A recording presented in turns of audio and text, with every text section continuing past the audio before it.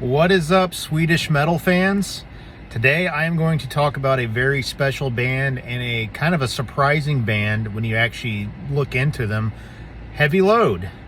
Not only are they a band that actually put out their debut in the late 70s, 1978 I believe, but I mean we're talking about a time when only like Judas Priest was making metal quite like this with Stained Class. And on top of that, one of the earliest bands to have a Viking sort of theme. So, you know, they outbeat bands like Faithful Breath. So that's pretty cool.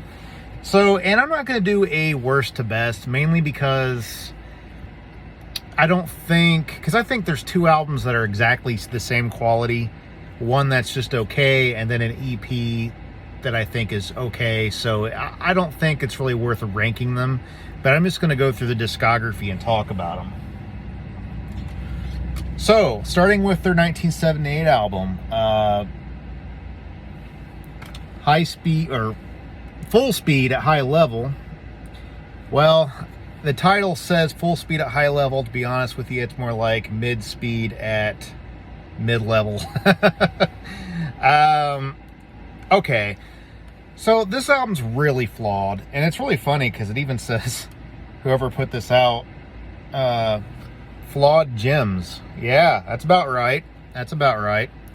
So, okay, so the metal here is pretty good. It's very 70s, but it's very heavy for its time. So, we're talking, the first song, Full Speed at High Level, is kind of like a more fast-paced song, maybe similar to like Exciter by Judas Priest. But the rest of it is a little more like slower, groovier type 70s songs. And I'll be honest, like, there's some good riffage here. The problem is, there's a couple of problems. The singer, for one, is not that good. It's not the same guys who sang on, the guys that sang on the rest of the discography. So let's see here. I'm trying to think of find who the singer actually is. I really can't say the guy's name, but it's one of the Wahlquist brothers, it looks like. So yeah, his vocals are just really kind of high and grating and very sloppy.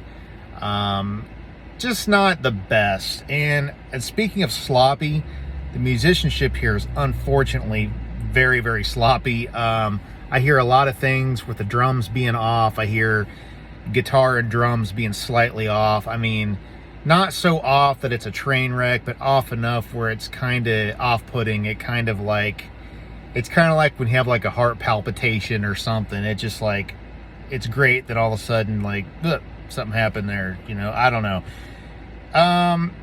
But it's pretty good. It's listenable. It's just very flawed. But they do get better, way better. Then they do this EP, and this is when they really start sounding like Heavy Load, Metal Conquest. This I like. Now we got the normal vocalist on it. You know, I'm really confused. It says it's the same guy on vocals, but that sure does not sound like the same guy.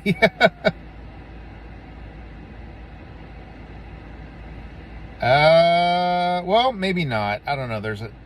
I don't know. I'm a little confused by what I'm reading on the back of this. But, yeah, this is an EP. The production here is not the best, but it's okay. And personally, I think the songs here, it's definitely, it comes together more. It's a lot less sloppy, like they're getting their stuff together. But I feel like the songs themselves aren't super, super memorable. They're decent. They're coming along. But, I don't know. Honestly, I don't listen to this very much just because it just doesn't grab me as hard. But with that being said, it's good. It's good. But this is where Heavy Load's legacy really shines for me. I just recently rebought copies of their two classics here. So Death or Glory, right here. This is an absolute masterpiece of early heavy metal, in my opinion. There's some people out there that really get them, and there's some people out there that seem to not think they're as good as other people do. I actually think they're amazing. They have a really cool sound. Like it's kind of a simplistic heavy metal sound, but it's so good. And the production, while sounding really dated in early 80s for sure, it's so crisp and clear and to the point and bare bones and basic in a way that it's all about the songwriting. And man, the songwriting is good here, I think. And the vocals are great. I'm still confused about who it says the singer is. I don't know how to say his name. Ragni Walquist or whatever. I don't know. But this right here, every song on this is just great, I think, for the most part. Well, okay, Heavy Metal Angels is definitely one of my favorites. Might for Right is a really fun, amazing song. Something New isn't one of my top favorites, but it's pretty good. Bleeding Streets is good. The Guitar Is My Sword might be my favorite song on here. Still There Is Time is good. Traveler is really good. Little Lies is good. Daybreak Ecstasy is really good. Even the bonus tracks. There's one song on here, Take Me Away, which I actually had no idea was a bonus track because my old version of this had this on it, like it was just part of the album. But yeah, I love this. Absolutely love this. Definitely some classic metal for sure. Then they would pretty much follow up with Death or Glory Part 2, pretty much. Stronger Than Evil. Honestly, production-wise, it's about exactly the same. The vocals are exactly the same. And the songwriting is, for the most part, the same style. Although, you know, with totally different songs, and they do a good job of not totally repeating themselves. Like, this sounds like this could just be another copycat album, but it's really not. You got great songs like Run With the Devil. Has nothing to do with Van Halen's Running With the Devil. Completely different song. Then we got The King, Singing Swords. Stronger Than Evil I really like. Free is really good. Saturday Night's really good. Roar of the North's really good. The only thing on here as Dreaming is a ballad. It's okay. It's not bad. Some of the vibratos he does with his voice kind of make me laugh a little bit, but it's not bad. It's pretty cool. And then we got some bonus tracks. I guess there was like a little EP or something, single or whatever that they did that had I Am Alive and actually I don't have it on this one. Let me see.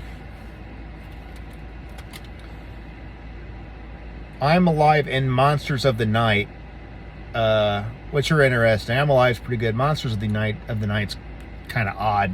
Kind of sounds like they were already trying to do something different. But yeah, as far as this goes, though, Stronger Than Evil and Death or Glory, I mean, these albums are must-haves for any classic metal fan, in my opinion.